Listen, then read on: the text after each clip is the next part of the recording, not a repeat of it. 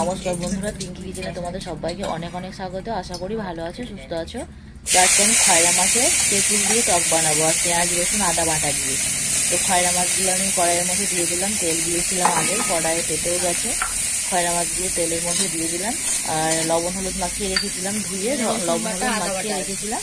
আর এখানে আদা পেঁয়াজ রসুন লঙ্কা গুঁড়ো বাটা আছে, আর দিয়ে দিলাম লঙ্কা গুঁড়ো, একদম গুঁড়ো করে দিলাম।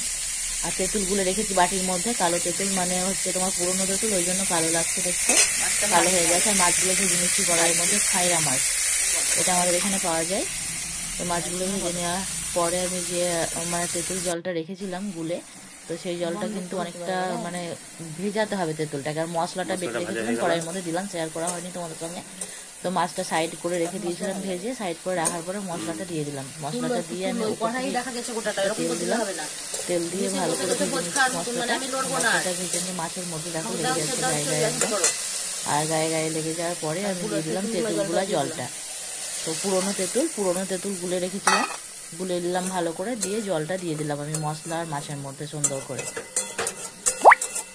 তো এবার ভালোভাবে আবার নেড়ে নেবো, একটু জল দিলাম যেহেতু তেঁতুলগুলো জল দেওয়ার পরে মশলা মাছ আর তেঁতুল একসঙ্গে গুলে নিলাম।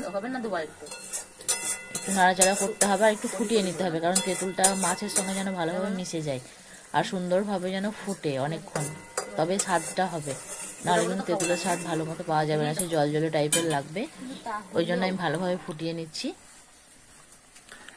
তো আজকে আমি বানালাম খয়রা মাছ তেঁতুল দিয়ে টক, আর মশলা দিলাম পেঁয়াজ রসুন আদা বাটা।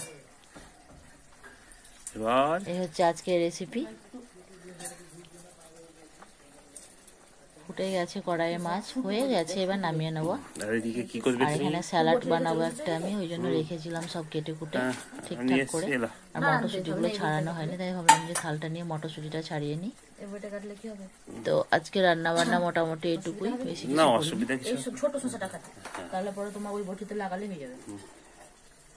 তো আমি একটু রেখে এসেছি না, এখানে আছে সবই তো এখানে পেয়েছি আমি, সবই এখানে আছে, আমি ধুয়ে তুলে রেখেছি। স্যালাড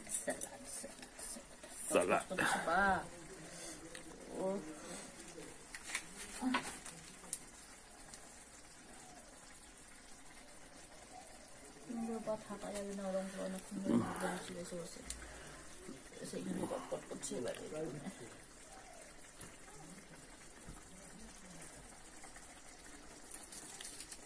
অনেকক্ষণ ধরে এরকম করে পা পেয়েছে, আবার দুমড়ে নিয়ে বসে আছি কটকট করে, দেখা যাচ্ছে।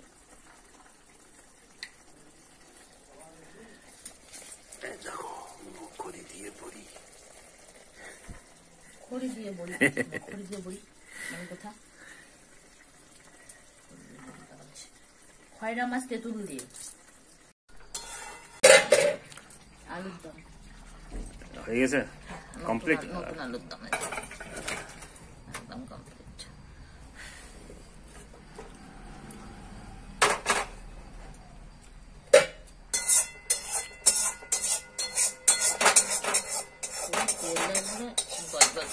অনেকটা তেল পড়ে গেছে, অনেকটা তেল দেওয়া হয়েছে। তুমি দিয়েছো বলে কাজ করতেছে। হ্যাঁ দেখো কড়াইটার অবস্থা, এই যে কড়াইয়ের তেল একবার উঠছে না।